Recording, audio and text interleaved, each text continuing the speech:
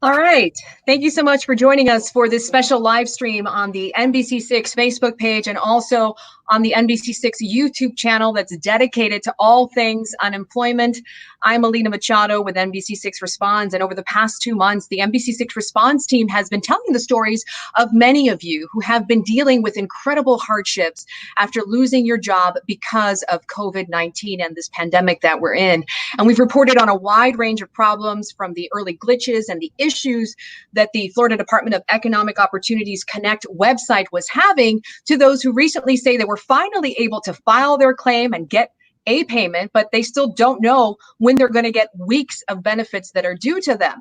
And we've been answering some of the questions, many of the questions that we've received in our Ask and NBC6 Response segment. But we wanted to have an interactive platform, right, like this, to give you an opportunity to ask some of those pressing questions you may have right now as you continue to search for answers on your benefits. And because there are so many questions, we wanted to note before we get started that we did invite the Florida Department of Economic Opportunity to participate in this Q&A session, and they declined our invitation. We also reached out to the governor's office to see if someone from their office would be interested in participating, available to participate in this forum, and we never heard back from them. Now, we do have 2 people with us this afternoon who will be able to answer some of the questions that you may have and provide hopefully some clarity in what has been a very difficult and very uncertain time for many of us. State Senator Jason Pizzo, he's here now. He represents District 38, which is part of Miami-Dade County. He's been very active responding to his constituents' concerns regarding their unemployment claims. I know I've seen you on Twitter, and I believe you're even in Tallahassee, if I'm not mistaken, right now. You've been there for a few weeks, trying to help people. And we also have Daniel Rowinsky. He's an attorney for Legal Services of Greater Miami. Daniel is someone who's been helping out some of his clients with their problems involving their unemployment claim. Daniel and Senator Pizzo, thank you so much for taking the time to participate today in this live forum. Thank you for having us. And by the way, we also have one of our producers, Jermel Dante. I want to bring him in so that you can see him. He is going to be going through all the questions that you're going to be bringing us. So please send us your questions. Any question that you may want Senator Pizzo or Daniel to respond to by commenting on this Facebook Live and also on the YouTube channel. But please keep in mind, and I want to emphasize this, those comments that you make are public, so don't post anything that is sensitive on those comments. Don't post any claimant IDs or social security numbers or anything that is personal, because you don't want that information out there. But again, please send us your questions. Jermel is going to be going through those questions. But while we wait for some of those questions to come through and for Jermel to sort through them, Senator Pizzo, I want to start with you, because the issue of retroactivity is a big deal for many people. We keep hearing from people who lost their jobs in March, and they say that they were finally able to file a claim, and maybe they've gotten 1 or 2 payments, maybe 1 federal payment. But there's a lot of uncertainty on when they can expect to see all of those weeks that they say they spent waiting to get into the system to file a claim. They don't know when they're going to get all of those weeks of benefits that they're owed. And so, I wanted to ask you, first of all, I'm sure this is an issue that you've been hearing about from many of your constituents, because we've been hearing about it here at NBC6. But have you gotten any guidance from the DEO as to when these people will be made whole? I know that if we look at the dashboard, I want to show you this really quick. Sure. If you look at the dashboard right now, it says, here. I sort of have it memorized whenever it's refreshed. So you can pretty much ask me whatever you want to know. Okay, let's just pull up the dashboard, but sure. It looks like, we know that there's a percentage of claims that have been paid, but what we don't know is how many people have been paid all the benefits that they're due, right? Right. So actually, I'm going to take you back to like 7th or 8th grade math. There are a couple simple little metrics to use. We all know that the federal payment is $600, right? I mean, it's not a range. The state unemployment can be as low as 107 in some places, $80 up to 275. We know 275 is the max. But the federal payments are the easiest to deduce that we're not where we should be, or we're not up to the total number of claims. So if you have claimants paid right now, a little over 1 million, and you know that the number that the federal government pays is, we actually have a couple jets flying over us. If you have a $600 federal payment times the number of people, times anybody that should be paid. So you have 1 million claimants on $600 payments. That's a $600 million number of dollars that should be going out for 1 million claimants. Now, if you look on the DEO dashboard, or you take the DEO's numbers, they're at a little over $2.5 billion. So you know that's only 1 million people at $600 being paid for 4 weeks, and no more. So right there, their own numbers, the way they put it up, how they characterize it, it's pretty easy to work backwards and to see that the total federal payment out of 2.5 billion, really divided by $600 payments, you're effectively paying 1 million people for 4 weeks. And as you know, Alina, and your viewers know, and people watching and soon to ask questions, they've been unemployed since March. So you go through March, through April, and now we're at the end of May. So you know that as it relates to the federal payments, only a little about half have gone out. You know, when you talk about such a low percentage of people getting their full payments, you know, we asked that of the DEO today. We asked about these, you know, how these payments are going to be handled. And I want to pull up a statement that they did send to us. Let me see if I can do that right now. Stand by.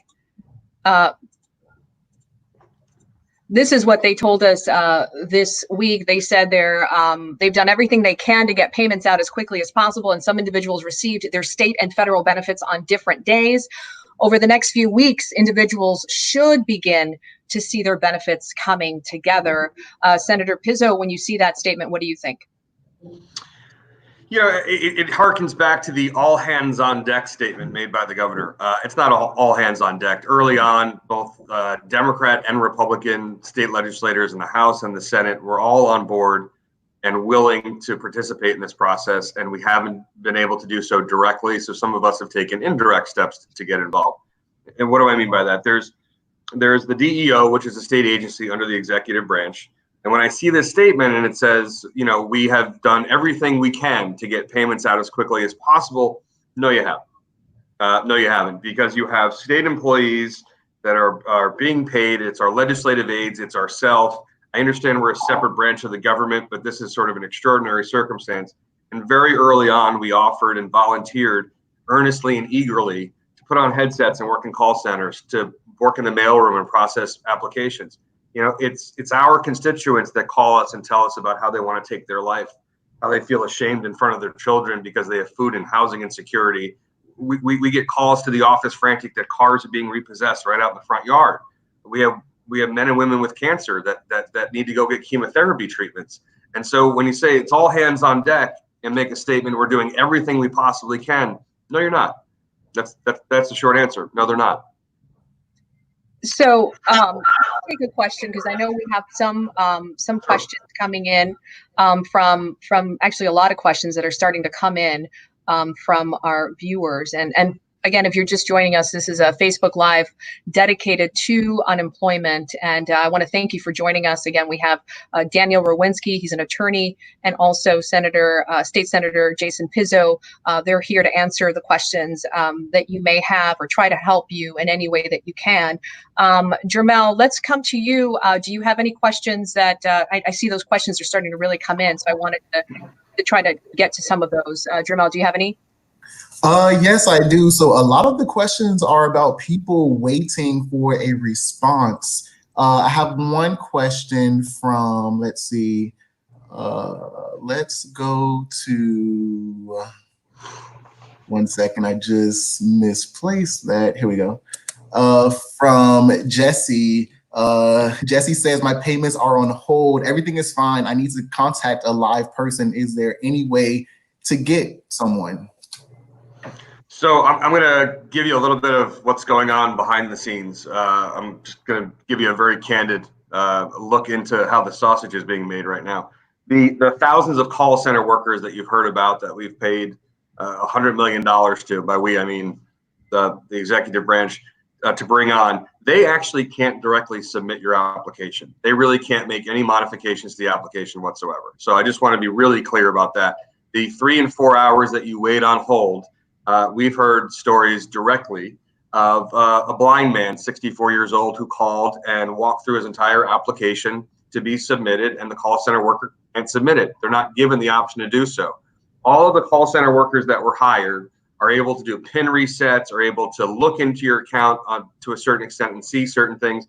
They're not actually able, and they're trained to do so, but they're not able to modify any material portion of your application.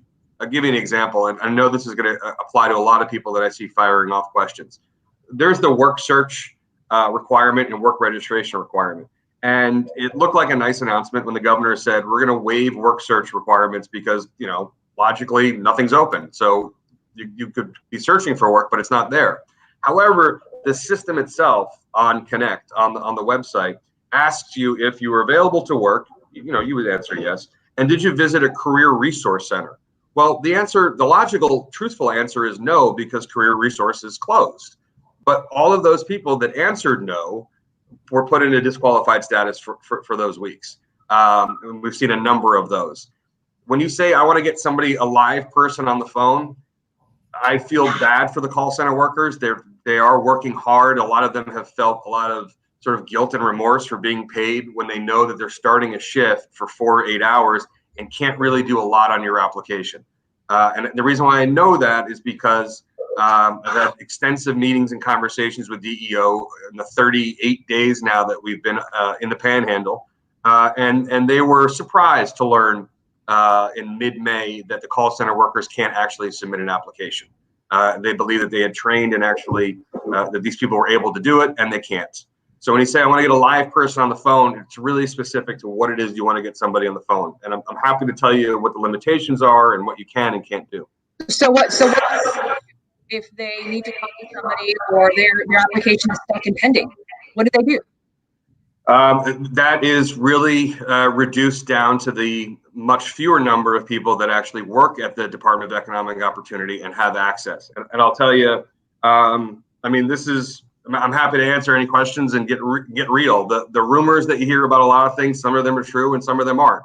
And when I say I'm up here, I mean, I've met with the governor's office and speak to them all the time, and DEO, and all the time, every day, several times a day. And we'll do little samples. So if your gut is telling you something's, you know, not exactly right, it's true. Do I think that everyone involved in the process is nefarious and trying to screw people? No. But there's limitations of the system, and the manpower that are given to this process is woefully low. I'll give you an example. We'll have I had a number of people that have cancer, and I'm like, listen, I know verified and vetted that they have upcoming doctor's appointments for chemo. I have people that have posted on social media that they want to kill themselves. I had a woman who said, I walked into traffic and unfortunately the car is veered away from me. So I take that as an example, and I'll give a particular name, just one name, and then 6, and then 60, and then 600. But I'll take one name and I'll ask the DEO, and they respond to me. I'm like, what's going on with this application? And they're like, oh, we're going to work on it right away. And then there's like instant customer service for a little bit. There's a phone call, and then the person calls me like, oh my God, Senator, this is amazing. I would, without you, I wouldn't have gotten anywhere. That's nice to hear, but everybody should get that customer service. They were all hardworking people, who did this, and I can't pick and choose different people. But what I will do, just to see where we are, how the system's doing, I'll take a batch of people that I've received information from, and I'll give that to different people at DEO or at the governor's office. I'm like, what's going on with these applications? These are ones that I vetted. I understand the Florida Statute 443, frontwards and backwards. I understand every available program. No one's going to give me an answer like they gave you with that statement from DEO about we're doing everything we can, because I know that they're not. And so I'll give a batch, and then all of a sudden, it's not just one day that passes they haven't gotten service, or 3 days, or 7 days. I've been here since April 21st. And I've hand-delivered names that I've handwritten on Jason Pizzo's Senate letterhead to somebody at the governor's office saying, what about these 6 people? And I'll tell you today, not all of those 6 people have been made whole. And I'm a state senator handing it to the governor's office, handwritten on my letterhead, and those same 6 people have not been made whole.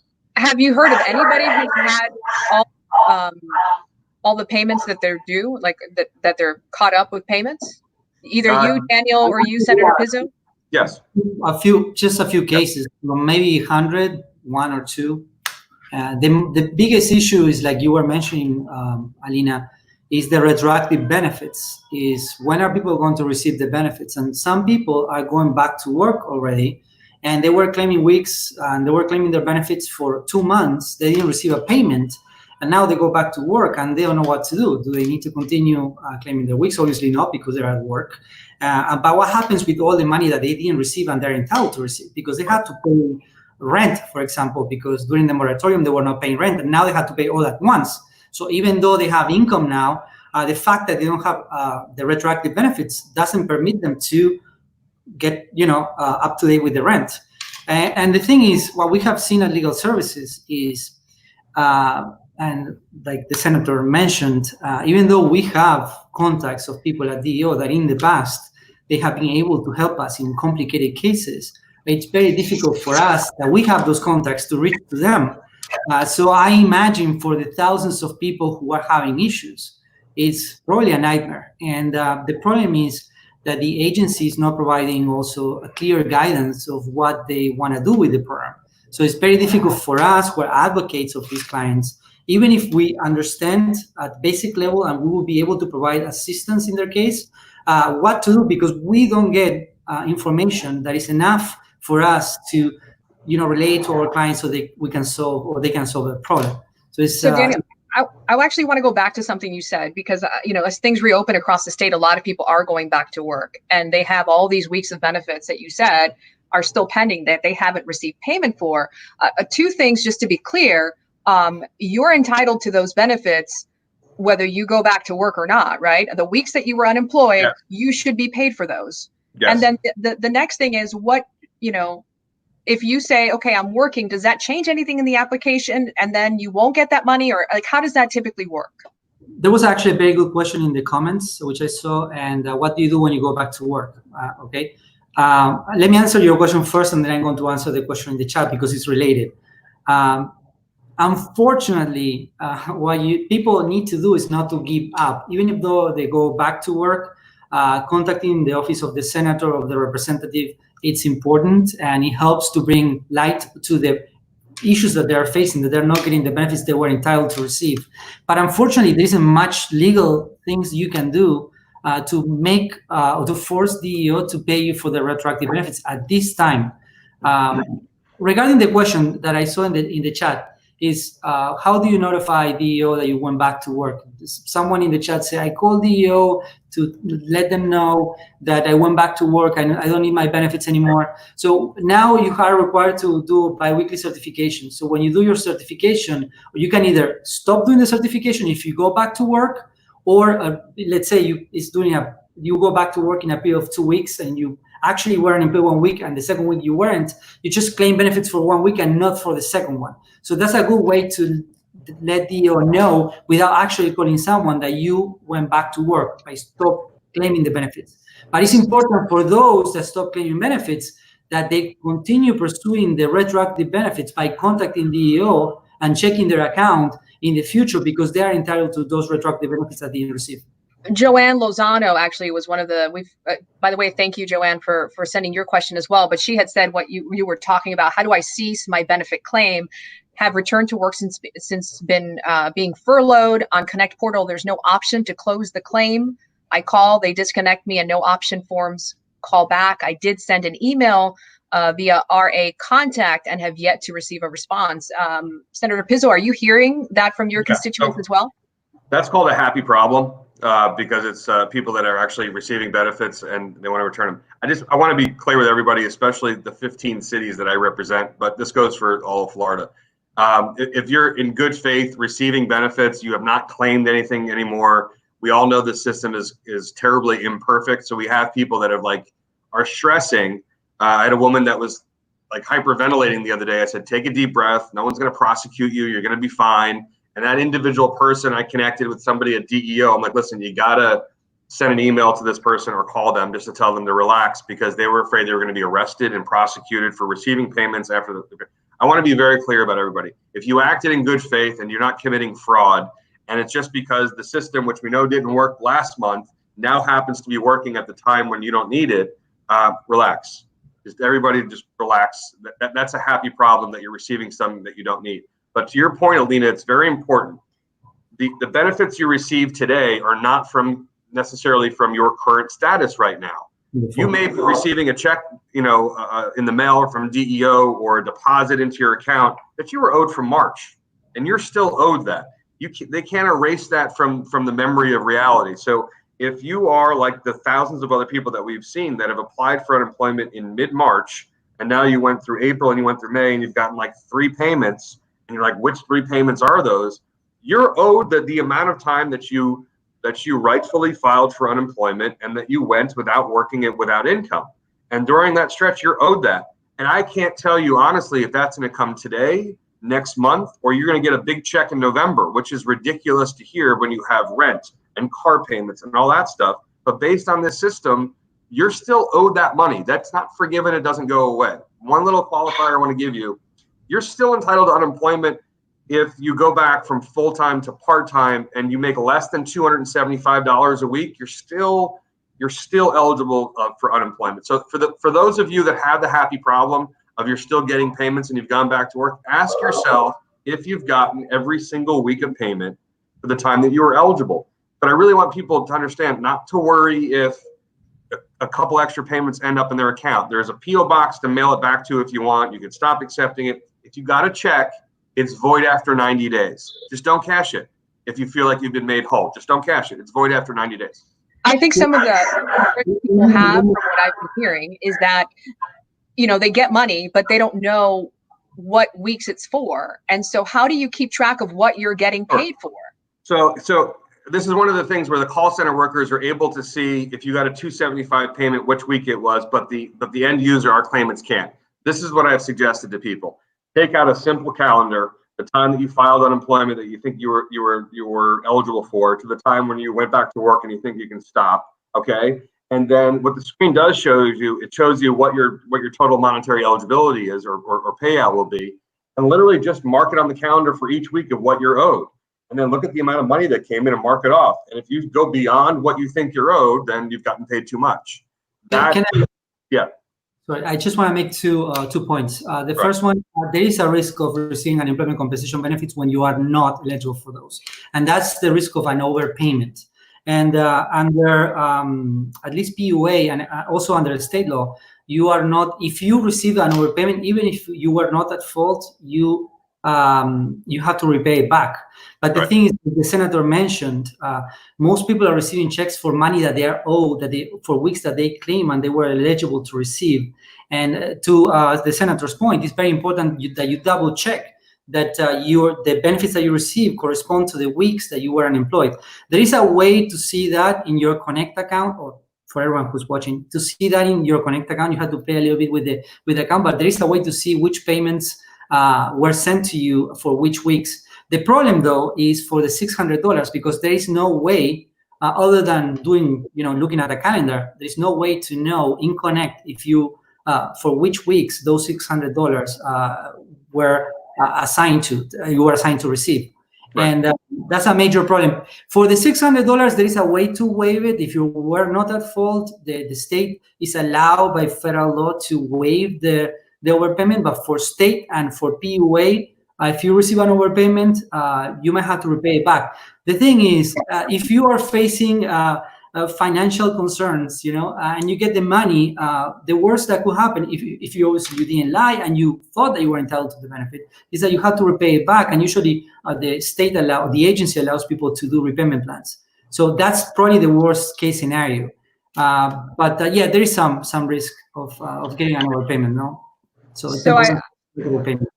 So if you are just joining us right now on this Facebook Live and also YouTube channel live here on the NBC6 platforms, I just wanted to bring you up to speed. I'm Alina Machado. We have two people here who have been very gracious with their time. Daniel Rowinsky, he's an attorney, and also State Senator Jason Pizzo. They're here to answer any questions that you have. For those of you who have been flooding the comments section with questions, I want to thank you for participating in this. And so let's head over to our producer, Jermel Dante. Jermel, you've been filtering through those questions, going through them to kind of pick out a few to highlight. And I understand that you have a question for us. For sure. So a lot of people are trying to figure out the best way to get in contact with you guys. Elena says that she's been waiting 2 months with no money. How can she reach you, Senator Pizzo? And actually, Elena, just to jump in there, she had previously said in a different comment that she was able to submit her claim in Connect on April 5th. She's still not receiving payments, and there's a pending issue that the DEO back office has to fix. She says she's called 480 times on Tuesday to finally get the call back from the claims department and was told to wait for another week. She says, I desperately need assistance with resolving this. And I think that's something that we've heard a lot about here at NBC6, Senator, people who are stuck in that pending purgatory, as they've told us. That's how they describe it. How do you get out of it? Honestly, the success we've had has been on a case-by-case basis, and I've just recently sort of announced that although probably 80% of the cases that we've helped have been outside of our district, because if I have a single mom with 3 kids telling me how she's gonna, lose her car or she's got cancer or something, I don't care if she's in Pensacola or in Homestead, I'm not gonna say no. So these have been on an individual case-by-case basis. Elena's case requires that somebody with not only access to see what's going on, but the ability, authority to be able to change something on a case-by-case basis is where we are. And there are several thousands of those cases where they just need something tweaked. I mean, for a period of time, if something was missing from their ID, I see a number of your questions or it has to do with ID verification. A lot of people, like I could probably handle 5% of your viewers' questions by saying, if you have an ID issue, it's identity request at deo.myflorida.com. What are you doing? You're going to take a piece of paper. You're going to put your driver's license and your social security card. You should write your name and your claimant ID, take one picture of it, and email it to identity request at deo.myflorida.com. A number of people have identity verification questions. There is a host of stuff that's coming out here, and people are so understandably desperate that behaviors we wouldn't do last year, we're seeing now. Because of how desperate people are just sending us their social security numbers and their home addresses and their phone numbers and their this and that and posting it on. Stop. Do not post your social security numbers on Facebook or in Facebook chat rooms, Instagram, Twitter. I know that people are desperate, but what's going to come out of a lot of this are a lot of issues and concerns about people's credit. And it's going to be tough enough that the governor has not announced an eviction moratorium extension yet.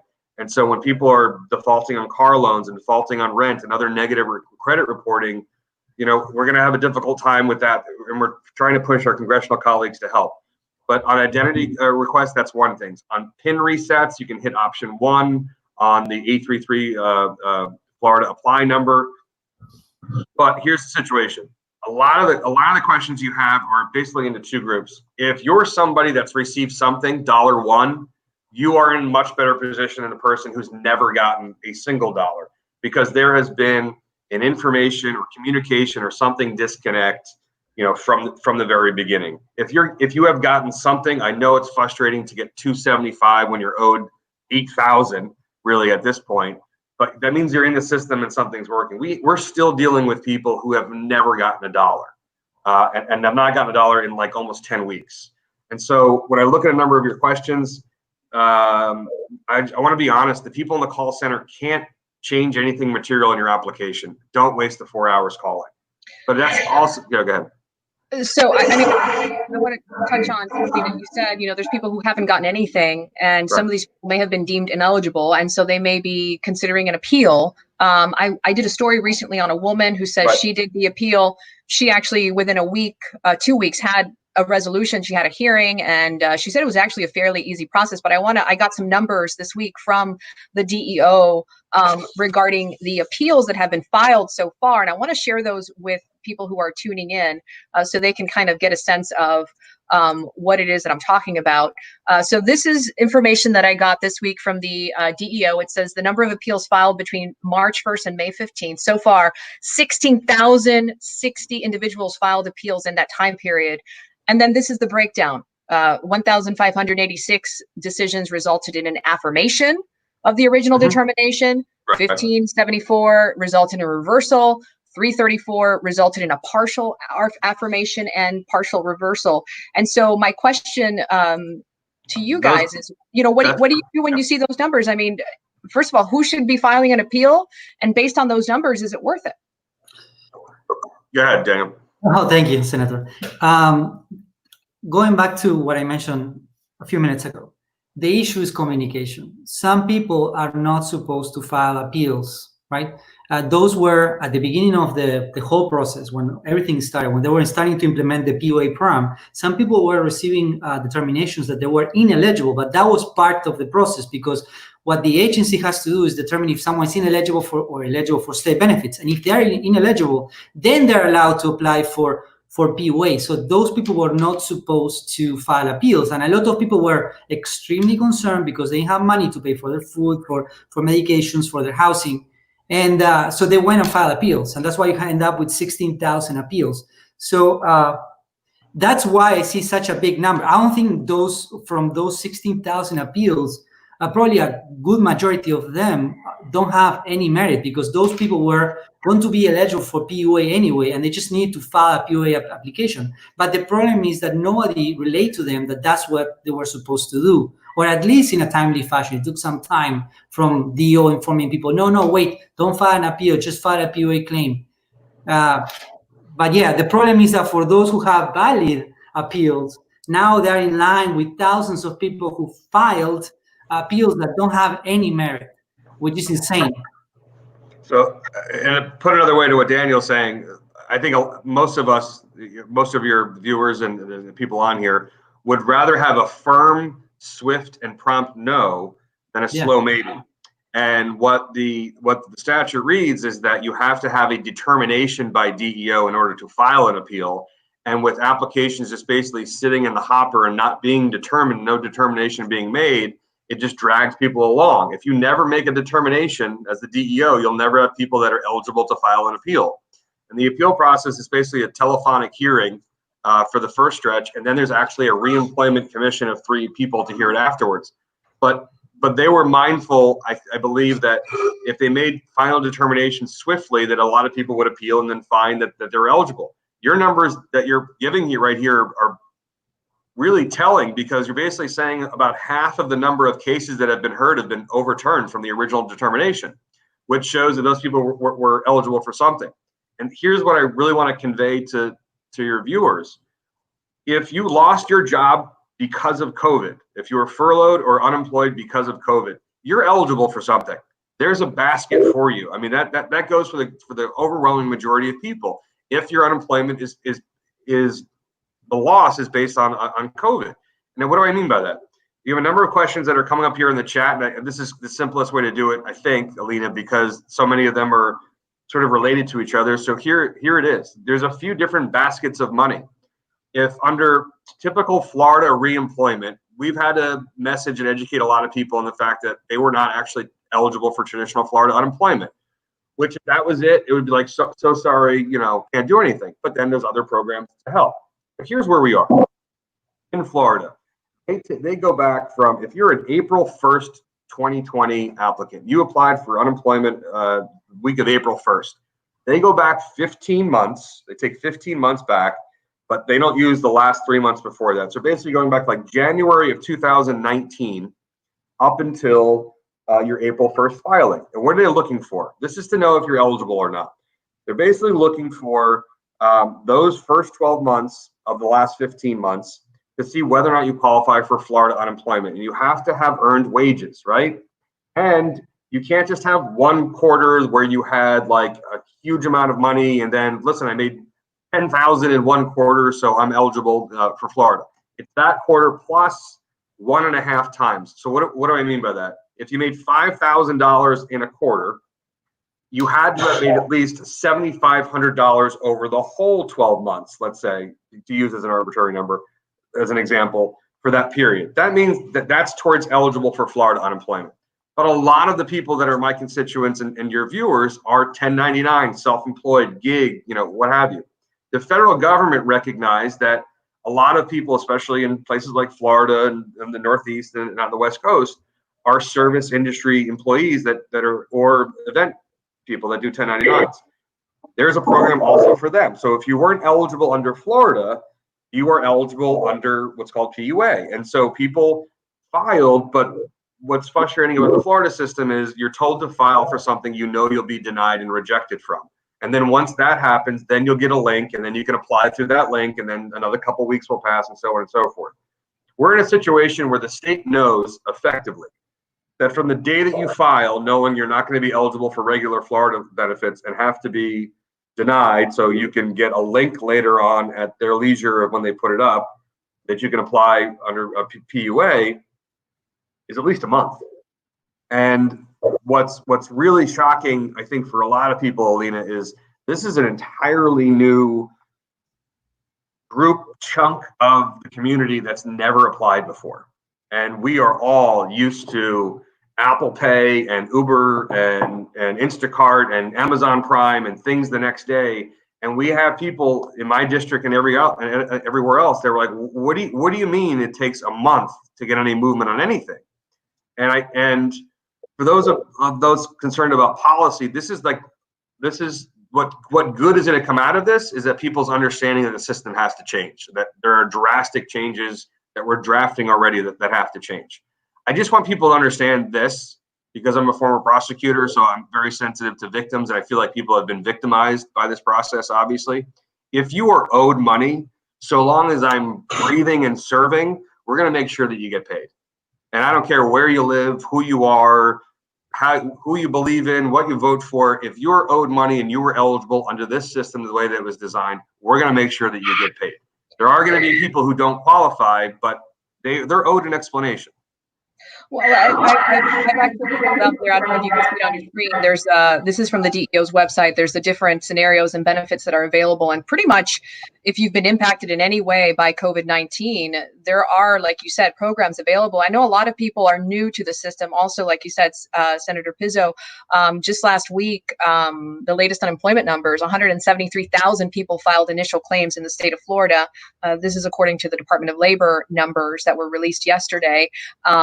That's much less than the previous week, which had been at 225,000, but we're still talking about tens of thousands of people who are filing this first claim. And so for those who have just been unemployed, who are just now finding themselves unemployed, who've been laid off, I think it's important to kind of go through really quickly what are the options for them. How do you apply for benefits? I know that everybody keeps saying, you go on this website, floridajobs.org. Just kind of walk me through the process here. Sure. So I just want to be clear. Use a friend's computer, the library, keep socially distant. Don't send a paper application in. They're taking forever. It's not working. There are thousands and thousands basically sitting in a pile. They're backlogged, whatever. So let me just explain this. There's two different websites. You're going to hear connect.myflorida.com. That's the actual website. And it's frustrating to try to access. It crashes a lot. It goes down every night. It's off for different hours. But the other site that we were even guilty of putting out because we were told it's a brand new version. It's not. It's called PEGA, and it's the one that's floridajobs.org/RAA application. Don't fill that one out. They want you to, but all it is a holding room, a holding pattern box, basically, of holding your information. And when they get around to dragging out that information and putting it in Connect is when you get it. So here's a little mystery inside magic trick for everybody. If your claim number begins with a C, and that's all you have is a C number, then you're still stuck in PEGA and you haven't been actually brought over to the system yet. So if it's C dash something is your number, then you're still in PEGA, which is a holding pattern, basically drive server information that has to be brought over into the Connect system which is the actual portal and application site for the state of Florida. So if you have a C number, you're not there yet, and that's the position that you're in. So when you're trying to log on to things, now there are people that last they checked or could see have a C number, but they actually do have an account in Connect. So when you log into Connect, you do so with your social security number and a PIN number. There's also been a lot of talk about a data breach or a hack that happened last week. Here's what happened. In April, an email was sent out to an individual, to a third party that had about 98 names in it. That party immediately recognized it, acknowledged they had received it. They should not disseminate it. And then those 98 claimants were given credit protection. There has not been a hack reported, and we would have heard about it, or a data breach where anyone needs to be concerned. A lot of people are asking Alina about federal, the 600 distance. I want to be very clear. The federal government, outside of sending you the stimulus check way back when, the $600 that the federal government is supplying to claimants in Florida is not paid from the federal government. That's coming from Florida is the dispersing agent. So you'll get $600 that's funded by the federal government, but Florida's slow state unemployment, you should expect for the federal payment as well, because they're the ones that are sending out the 600. Senator, how does that process work? Does the state already have funding, or is it they get a claim and then they have to ask the federal government for the money and then they disperse it? Like, how is that? Where's the money? We have a trust fund that has a little over $4 billion sitting in it right now. Right. So if you look on the dashboard, I was telling in another interview earlier this morning, I was explaining how if you look on the dashboard of the amount of federal dollars that have been paid out, take the $2.5 billion they say have been paid out and divide it by $600, and that's 4,200,000. And then if you divide that by, that's 4,200,000 people that could have gotten a $600 payment. And if you divide that by, 4 weeks of payments or 8 weeks of payments, you'll see that we've only paid out about 520,000 people. And DEO themselves will say that we had claimants that were over 1 million. So Florida has the money, and it's their job to send it out. And they have not done so terribly efficient. When you hear the governor say, we've paid out $3.5 billion or $3.7 billion, and the majority of that money has been federal dollars that Florida's sending out on behalf of the government to your viewers and to claimants, not Florida's money. Jamal, let's check if you have any questions from viewers. I see, again, thank you for your comments and for your questions. We are going through them. We're getting quite a bit as this continues to move on, but I wanted to check in with Jamal and see if there was a question that we can pop up from a viewer for the senator and for Daniel. Well, yeah, most of the questions are like what you guys were just speaking about the $600. But a lot of people are asking, how can you apply for it? What's the best way to apply for it? So there's no, yeah, go ahead, Daniel. Oh no, Senator. There's no separate application. So this is kind of like a problem you used to see in school where it's like, all A's are B's, but not all B's are A's. If you are eligible for state unemployment, you're absolutely eligible for the federal $600. It's not a separate application. It's not a separate conduit. It's coming from the state of Florida. It should be coming from the state of Florida. Then there are different programs. If you were a 1099 person, self-employed or independent contractor, you're getting a different link, the PUA link, but you also are still entitled to the $600. There's no separate application, but I will tell you this. The call center workers that you finally get on the phone after waiting 2 or 3 hours, they cannot see your federal benefits. They do not see that. They don't know when the check's coming out, when it's been deposited. They don't have access to the federal dollars that are coming out. That is a bit of like special sauce, whatever that happens behind the scenes that DEO has access to. The call center workers primarily can only tell you what the status of your state benefits are. Again, if you're getting state benefits, I take this to the bank when you get the check. If you're getting state benefits, you should be getting the $600 federal dollars a week. There's really no situation I can think of that if you're getting state benefits, you're disqualified from federal. I also wanted to, Marnie has just put up a question there, and it says, I sent my identity verification documents this week to the DEO identity email address. Once received, how long until my claim can be approved? It's been pending for 2 weeks now. So how long is that process? Two weeks is not, unfortunately, terribly long. That's the bottom line. When people tell me, at this point, Alina and Daniel, I think you'd agree. When someone tells me I applied in March and I haven't heard anything yet, there's something wrong with their application, obviously. Okay, and we want to hear from hear from them. And when I say there's something wrong with their application, they may have not done anything wrong, but somebody like left it in a pile or never got to it. You heard of the March black hole filers, the people that filed in March and their application can't be found or they weren't, whatever. There's some truth to a lot of inactivity on March applications because they were asked to reapply in April, if you remember. Like they pushed everybody to reapply. That was for a reason. We have a question that has to do with some of the waivers that have come up, and I want to bring it up because if you look at the Connect site today, it has, let me pull that up here.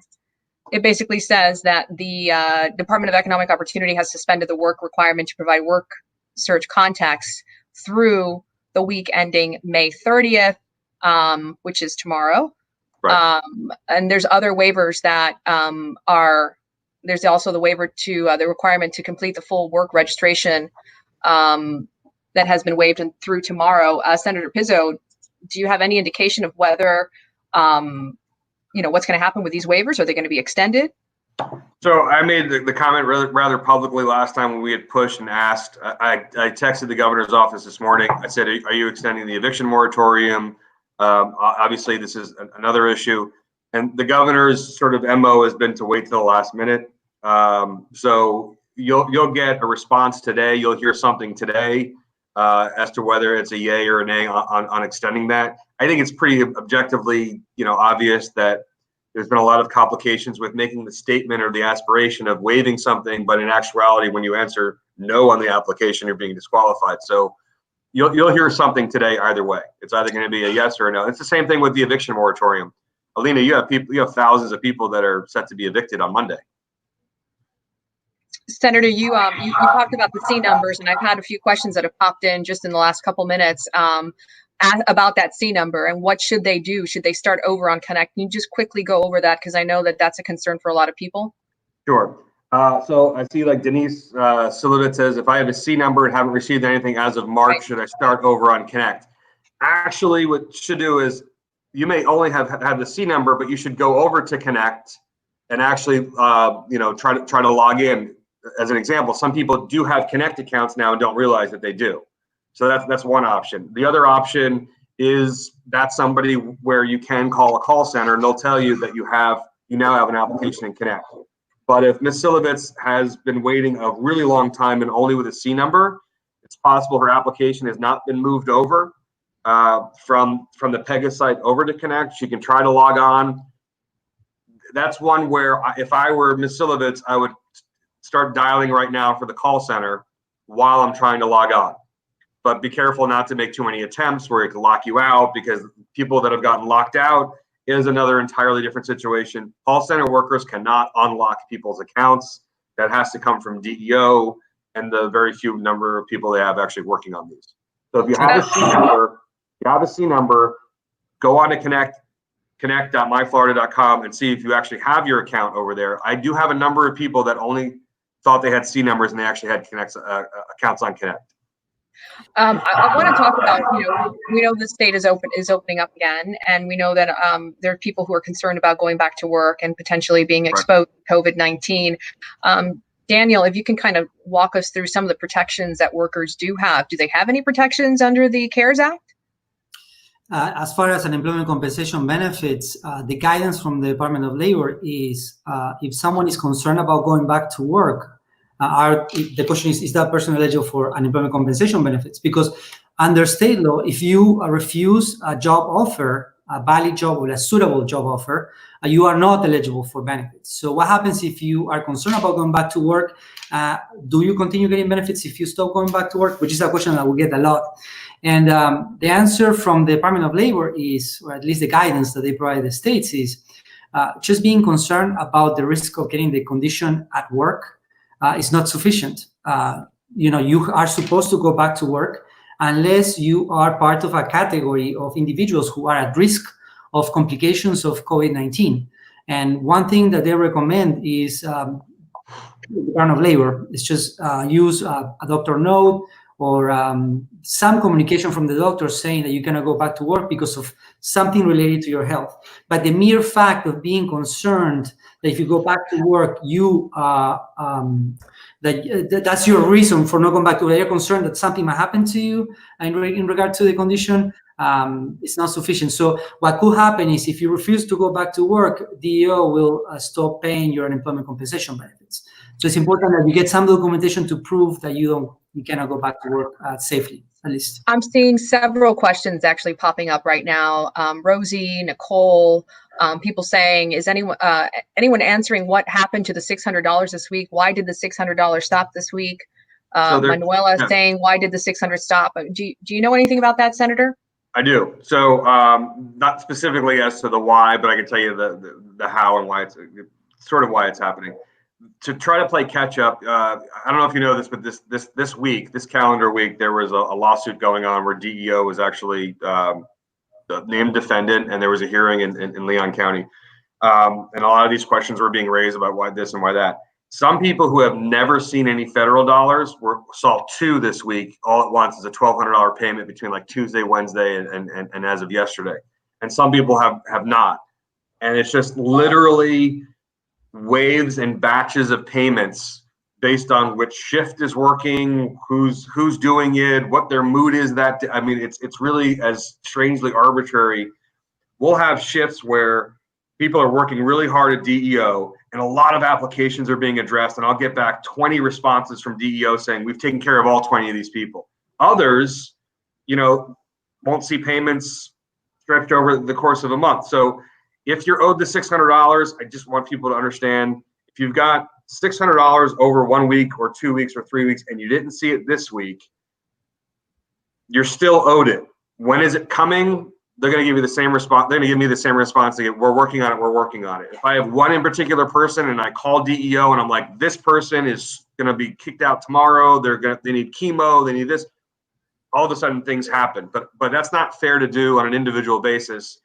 So everybody should be taken care of. So it's still coming. They haven't stopped it. It's just when certain batches go out. This was the first week where I had a load of people who had never received a single dollar of federal dollars, got $1,200 on Tuesday and Wednesday. And then people who have been getting it have not gotten it. Claire says, I am furloughed. Will I need to answer job search questions? I'm sorry, the question, say again? It's a question from Claire. You see her there. She says, I am furloughed. Will I need to answer job search questions? So the answer is yes. And I'm not like incentivizing anyone or encouraging anyone to commit fraud. But it's going to ask you, did you visit? Were you available to work? And, did you visit? The worst kept secret is to successfully get past all of these pages.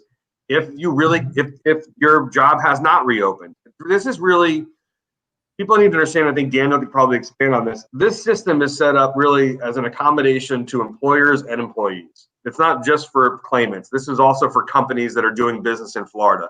So they could have expectations of what they paid in. Now, people's hard work contributed to the company paying into the state of Florida to create these trust funds and create these amounts. But it's really about your availability to work and whether or not it's realistic. When the question comes up, did you visit a career resource center this week? People are going to say, what career resource center? They're closed. Okay. So you want to logically answer no, because I couldn't visit a career resource center in the middle of April or the beginning of May because they weren't open. That no answer is not the right answer for the system. It's about always being available to work and always looking. So people have had success. Yeah, people have had success by writing COVID-19, COVID-19, COVID-19, COVID-19 in every box. But answering truthfully has sometimes come back with disqualifying people. But the thing is, the work search requirement. But starting next year, the work search requirement, unless any change that we find out today and they extend the waiver, people are supposed to contact 5 prospective employers a week, and report that to when they claim the weeks. Something important I would like to mention that it's some people don't know about this because they're not following the news. Even though the waivers of work registration and work search requirements are still ongoing until tomorrow, or valid until tomorrow. The biweekly certification is not. So I know of a lot of people who haven't, and that waiver stopped, I think, was on May 12th. So some people haven't gone back to their system to claim their weeks. So make sure that if you haven't claimed weeks in 2-3 weeks, that you check your Connect account today, because you might be required to claim your weeks in order to get benefits for the last 2 weeks that you have been unemployed. So it's extremely important that you pay attention to that you Connect account, because I heard of other people that for me, because I'm familiar with the law, I'm following the news, it comes as, I know it, but most people don't know about it, and they lose some benefits because not only they lose benefits, state benefits or PUA benefits, the $275 a week, they also lose the $600, because if they don't claim their weeks of unemployment compensation benefits, they lose both benefits. So please check your Connect account and make sure that you have claimed all your weeks until today. Can we just give out a number, Senator Pizzo, that you think people should call if they're having problems? Like, what number do you give your constituents when they say, I need a number where I can actually get some results? What number should they call? So there are a couple of numbers, and it depends on the time of day. And we're in contact with call center workers to tell you when the site is up and when it's not, and we sort of give a status. Honestly, so there's the dreaded 204 number. I won't give anybody, but there's the Florida Apply phone number. That's sometimes Alina, honestly, Daniel, right. Maybe you want to give this answer, but I just know what the limitations are for when people call, and I don't want. What's not going to come out of my mouth is to tell you you're going to get the customer service you want by calling any of those numbers. Okay. I will put it upon myself. It's better to contact our office, and we kind of, air traffic control and triage these. A number of your questions are things I could probably answer in 10 seconds if I spoke to that person about what their situation is. But I don't want to walk people into a 3-hour hold just for something that can't be answered. Any final thoughts? I know we keep getting questions. It's impossible to get to all of them. Again, thank you for participating and for sharing the questions that you have. Senator Pizzo, do you have any final thoughts? Daniel, anything that you think is critically important for people to keep in mind? I'm actually the takeaway for me is going to be borrowing from Daniel's comment. It's the following. Please keep a paper trail of all of your attempts. And what I mean by that is, I talk to people all the time, like, I've called 800 times. Well, it actually makes sense to take a picture of the call that you made or the email that you sent, because to Daniel's point, this isn't like a set it and forget it situation where you apply once and then all of a sudden all the benefits are going to come. You don't have to do anything else and check in with them.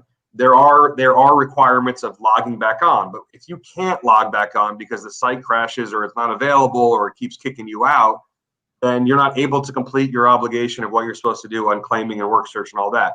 Just keep a paper trail that you made an attempt on this date, send an email. I don't care if you send an email to yourself or send an email to me, but it's important to keep that paper trail. So after this situation's over, we can make sure that everybody got paid.